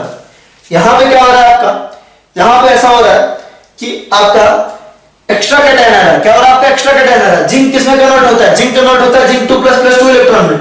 जिंक यहां आ रहा है, जिंक 2 प्लस यहां आ रहा है और इसकी इलेक्ट्रिकली न्यूट्रलिटी को मेंटेन करने के लिए इलेक्ट्रॉन भी आ रहा है। और ये किस कलर का होता है, आपका येलोइश कलर का होता है। किस कलर का होता है, आपका येलोइश कलर का होता है, राइट। तो हमारा मेटल एक्सेस डिफेक्ट तो हमारा हो जाता है क्लियर, और मेटल एक्सेस डिफेक्ट हमारा हो जाता है कंप्लीट, ठीक है। ये सब इतना इंपॉर्टेंट भी नहीं है, डोंट वरी। इंपॉर्टेंट था हमारा फ्रैंकल एंड शॉर्टकी, है ना, फ्रैंकल एंड शॉर्टकी से ही क्वेश्चन आने के चांसेस है, ठीक है। इन सबसे कम चांसेस है, लेकिन देखेंगे हम क्या जैसे। नेक्स्ट है हमारा मेटल डेफिशिएंसी। नेक्स्ट है हमारा, इसमें आपका बी टाइप है metal deficiency effect, metal deficiency effect, defect, metal deficiency.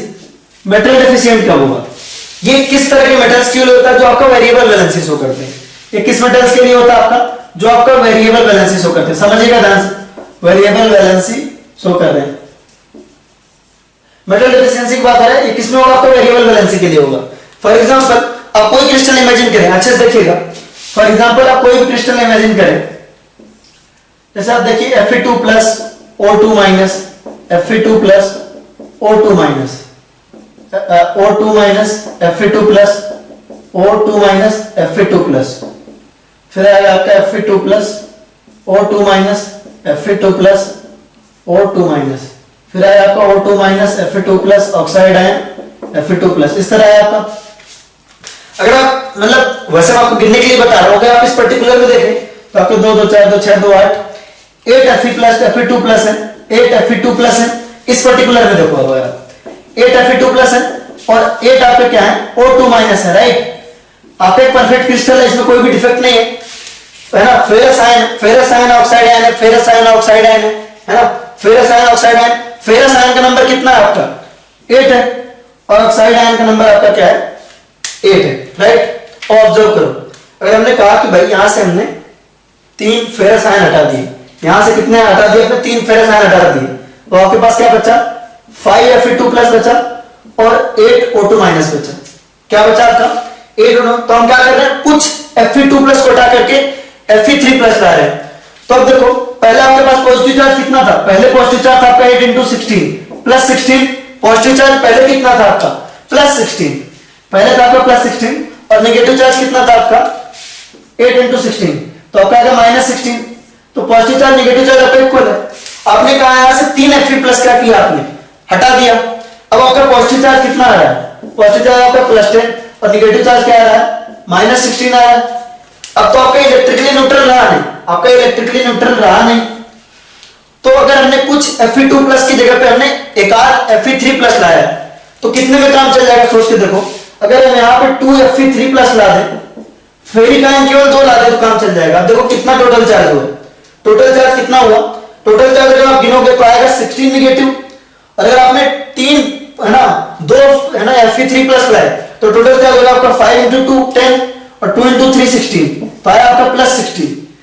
तो आपने ऑब्जर्व क्या किया, आपने ऑब्जर्व किया कि पहले जब क्रिस्टल में ध्यान देंगे इसको, पहले जब क्रिस्टल में 8 फेरस आयन थे और 8 ऑक्साइड आयन थे, यानी कि 8 Fe2 प्लस और 8 O2 माइनस, तो आपका क्या था कैटायन और आयन इक्वल था। कैटायन और आयन क्या था आपका 8 8 था, कैटायन इक्वल टू एनायन था, कैटायन और एनायन आपका क्या था इक्वल था। या आप कह सकते हो दोनों 8:8 रेशियो में थे, दोनों 8:8 रेशियो में थे। लेकिन ऐसा हुआ कि हमने यहां से 3 Fe प्लस निकाल दिए, मैं एग्जांपल दे रहा हूं केवल। यहां से हमने क्या किए 3 Fe प्लस निकाल दिया, Fe2 प्लस निकाल दिए, 3 Fe2 प्लस निकाल दिए, 3 फेरस आयन को निकाल दिया, तो हमारे पास 5 फेरस आयन बचे, 5 बचे। उनकी जगह पे अगर हम 2 फेरिक आयन ले आए, 2 Fe3 प्लस आयन ले आए, तो आपका देखो इलेक्ट्रिकल न्यूट्रलिटी क्या हुई मेंटेन हो गई, इलेक्ट्रिकली कंपाउंड न्यूट्रल होगा। चार्ज आपका इधर से आ रहा है प्लस 6, यहां से आ रहा है आपका प्लस 10, ओवरऑल प्लस 16। तो प्लस में चार्ज आ रहा है आपका 16 और माइनस में चार्ज आ रहा है आपका माइनस 16, तो इलेक्ट्रिकली न्यूट्रल है। लेकिन अगर आप कैटायन और एनायन आप गिनोगे तो कितने कैटायन दिख रहे हैं आपको 7 और एनायन कितने दिख रहे हैं आपको 8। तो अब कैटायन और एनायन के रेशियो क्या हो गया चेंज हो गया, और कैटायन क्या हो गया डिफरेंट है ना डेफिशिएंसी हो गई, मेटल की क्या हो गई डेफिशिएंसी हो गई, यहाँ की क्या हुई मेटल डेफिशिएंसी हो गई, मेटल डेफिशिएंसी हो गई, राइट। तो किया कुछ नहीं आपने, पहले आपके पास 8 Fe2 प्लस था और 8 O2 माइनस था, 8 Fe2 प्लस और 8 O2 माइनस, ठीक है, यानी कि 8 फेरस आयन 8 ऑक्साइड आयन, दोनों का नंबर बराबर था, कैटायन और आयन का नंबर बराबर था, इलेक्ट्रिकली न्यूट्रल थे क्योंकि यहां भी चार्ज प्लस 16 और माइनस 16। आपने 3 ferrous ion Fe2 plus ion निकाले, उसकी जगह पे 2 फेरिक आयन लाए, Fe3 प्लस आयन 2 ही लाए, तो टोटल आपका 7 ही मेटल बचा, 7 एटम मेटल के है ना बचे और 8 आपके एनायन बचा, 7 कैटायन और 8 एनायन, 7 कैटायन और 8 एनायन। लेकिन चार्ज बैलेंस दिख रहा है आपको, और चार्ज बैलेंस से मतलब है तो कैटायन तो क्या हुआ कम हुआ, मेटल की क्या हुई डेफिशिएंसी आ गई, मेटल का क्या हुआ आपका डेफिशिएंसी क्रिएट हो गया, तो इसे कहते हैं मेटल डेफिशिएंसी डिफेक्ट। आपने सुना भी होगा इस तरह कुछ लिखते हैं एग्जांपल, फॉर एग्जांपल लिखते हैं Fe0.960, ये सब उसी का एग्जांपल है, मेटल डेफिशिएंसी का एग्जांपल। एग्जांपल किसका है मेटल डेफिशिएंसी का है। रिडॉक्स रिएक्शन में इसको पढ़ाया भी था, इसका ऑक्सीडेशन स्टेट वगैरह कैलकुलेट करवाए थे, ठीक है। तो इस पे क्वेश्चन भी आता पॉपुलर, इसको हम करेंगे इसके बाद, तो उस क्वेश्चन को करते हैं चलिए, ठीक है। इसको आप नोट कर लीजिए कायदे से, आपको मेटल डेफिशिएंसी, ये सब इतना ज्यादा इंपॉर्टेंट है नहीं, बस आप नोट कर लीजिए, ये न्यूमेरिकल इंपॉर्टेंट है, इसको देखिएगा।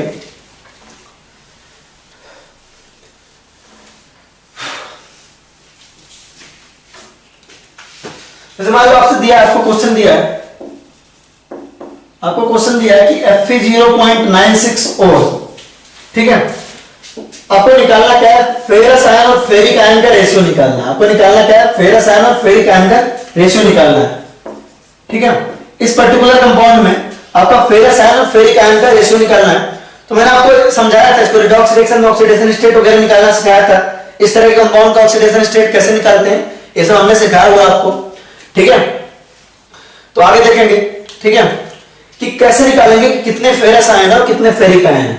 चलिए मान लेते हैं कि फेरस आयन आपके x है, ठीक है। पहले इसको सिंपलीफाई करके लिखते हैं। देखो आपका आएगा क्या, Fe 0.96 O दिया है ना। इसको अगर आप सिंपलीफाई करके लिखो तो 100 से मल्टीप्लाई करके लिखो, सिंपलीफाई करके लिख सकते हो फेरस 96, ऑक्सीजन 100, ऑक्सीजन क्या है आपका 100 है। यानी कि कहना क्या चाह रहा है कि आपके 100 एटम के लिए ऑक्सीजन के आपके फेरस के कितने हैं, 96 एटम है। कितने आपके 96 एटम है ना। आयरन के कितने एटम आपके 96 एटम है। अब ये 96 में से कुछ आपके Fe2+ होंगे, कुछ आपके Fe3+ होंगे, राइट। आपने इसको सिंपलीफाई किया, सिंपल आपने Fe 0.96 O को क्या किया, 100 से मल्टीप्लाई कर दिया तो Fe 96 O 100 आ गया। यानी कि 100 एटम ऑफ ऑक्सीजन पे 96 एटम ऑफ क्या आपके फेरस है, 96 एटम क्या आपके फेरस है, सॉरी फेरस नहीं आयरन के। इसमें आपका Fe2+ भी है और Fe3+ भी है।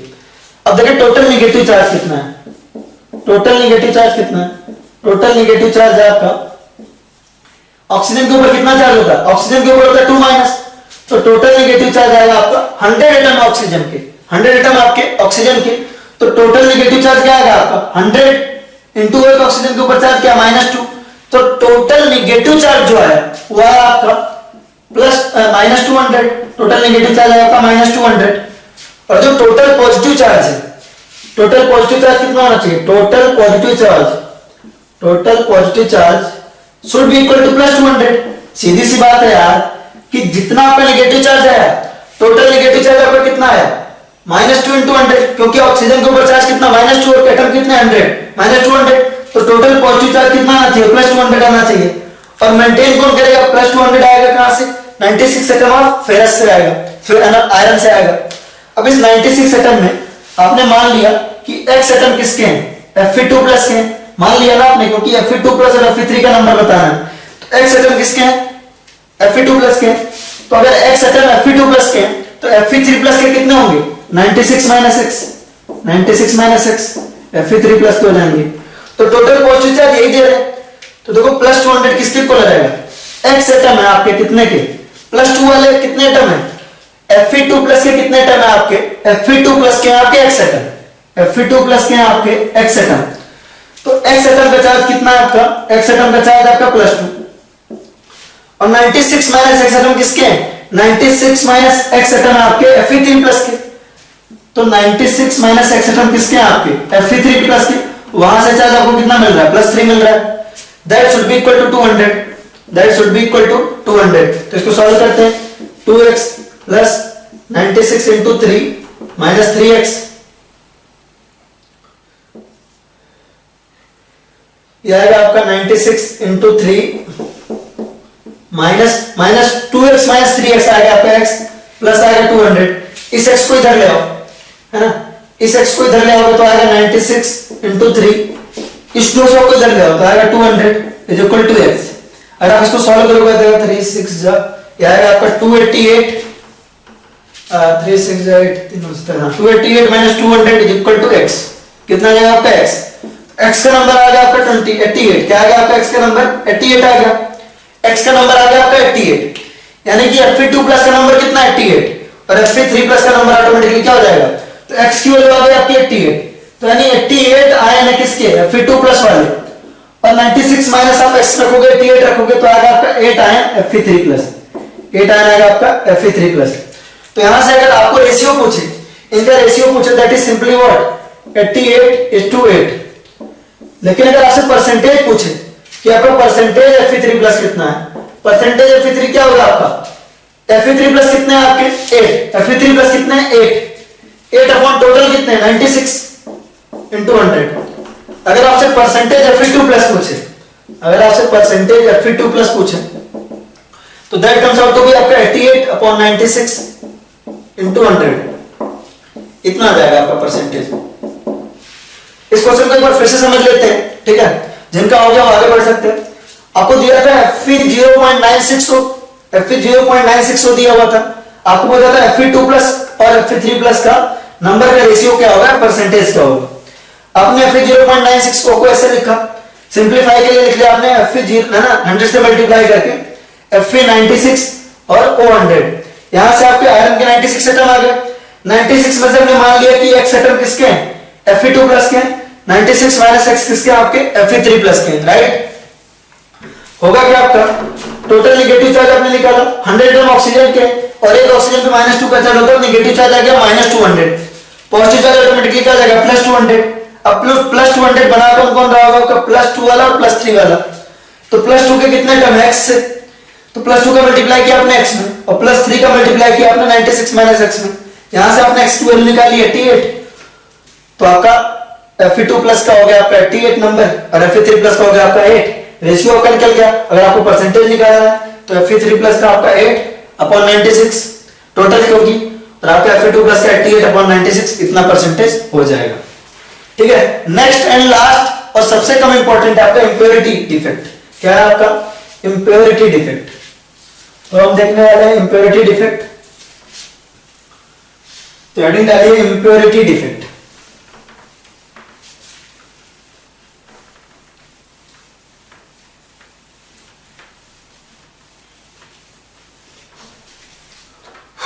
इंप्योरिटी डिफेक्ट सबसे आसान है, देखिएगा।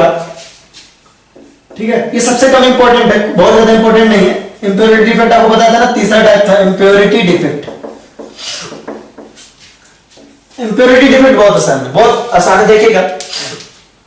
जैसे मान लीजिए आपसे बोला गया कि आपके पास है Na plus Cl minus Na plus Cl minus, फिर आपका Cl minus Na plus Cl minus Na plus, फिर आपका Na plus Cl minus Na plus Cl minus और यहां पे आपका Cl minus Na plus Cl minus Na plus, ऐसा है। ठीक है, इस तरह का। तो मान लीजिए आपको इस तरह का कैटायन दिया है। अब सोच के देखिए कि Na प्लस के ऊपर एक सोडियम के ऊपर चार्ज क्या है, +1 है। तो इंप्योरिटी का नाम ही अगर कोई इंप्योरिटी आ जाए, अब इसमें मान लीजिए कि Sr2 प्लस की इंप्योरिटी आ जाए, क्या आ जाए आपका, है ना, स्ट्रोंटियम +2 की इंप्योरिटी आ जाए, क्या आ जाए आपका स्ट्रोंटियम +2 की इंप्योरिटी आ जाए। इंपॉर्टेंट है, स्ट्रोंटियम +2 की इंप्योरिटी आ जाए तो होगा क्या कि आप अब देखो Sr2 प्लस के ऊपर चार्ज कितना +2, तो अगर आपने यहां से 2 सोडियम हटा दिया, अगर आपने यहां से 2 सोडियम एटम हटा दिए, ये वाला एटम हटा दिया, यहां से एटम हटा दिया, तो 2 सोडियम मिला के कितने चार्ज का लॉस हुआ आपको, +2 चार्ज का लॉस हुआ। 2 सोडियम एटम आपने हटाया ना, 2 सोडियम आयन आपने क्या किया, रिमूव कर दिया। 2 सोडियम आपने क्या कर दिया, रिमूव कर दिया। रिमूव कर दिया तो लॉस कितने का हुआ, देखिए आपका एक आयनिक कंपाउंड का रेगुलर अरेंजमेंट था, आपका एक आयनिक कंपाउंड का रेगुलर अरेंजमेंट था, इसमें कैटायन का कुछ नंबर था और एनायन का कुछ नंबर था, right. Na plus Cl minus charge balance थे। आपने क्या किया, यहां से Na प्लस आयन 2 हटा दिए, 2 Na प्लस आयन आपने हटा दिए, 2 सोडियम आयन आपने हटा दिए। तो 2 सोडियम आयन हटाने पे लॉस कितना हुआ, +2 चार्ज का हुआ।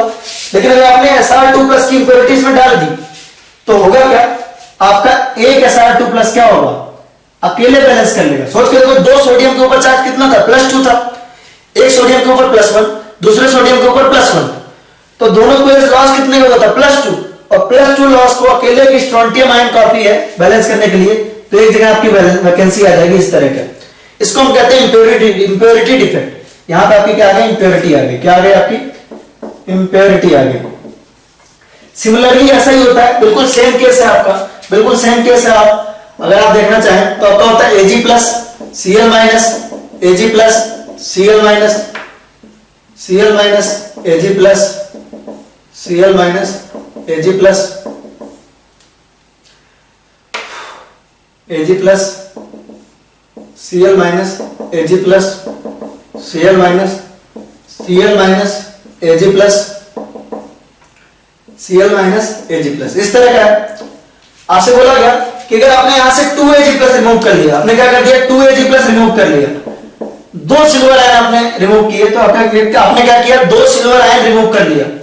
तो 2 सिल्वर आयन हमने यहां से क्या कर दिया, रिमूव कर दिया। फॉर एग्जांपल हमने 2 सिल्वर आयन यहां से रिमूव कर दिया, तो सिर्फ लॉस कितने का हुआ अपने को, लॉस हुआ अपने को +2 का।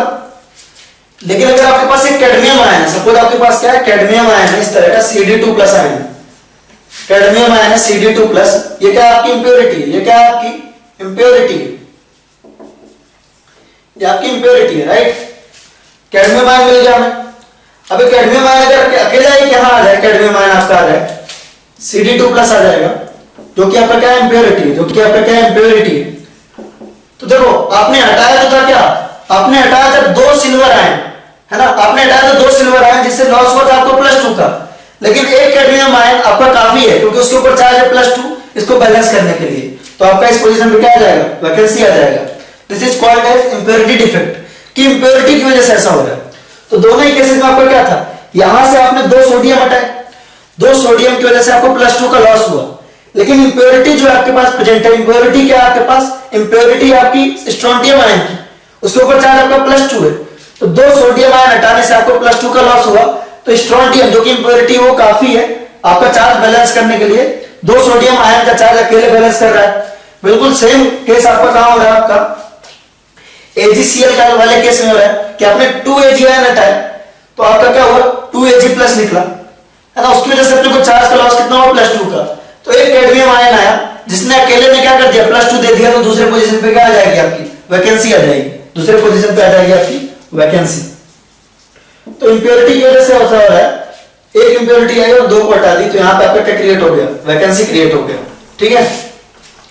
तो अब एग्जांपल में चाहे तो लिख भी सकते हो कि NaCl में आपका क्या हो रहा है, NaCl में आपका SrCl2 इंप्योरिटी, या आप Sr2+ इंप्योरिटी लिख सकते हो, Sr2+ इंप्योरिटी।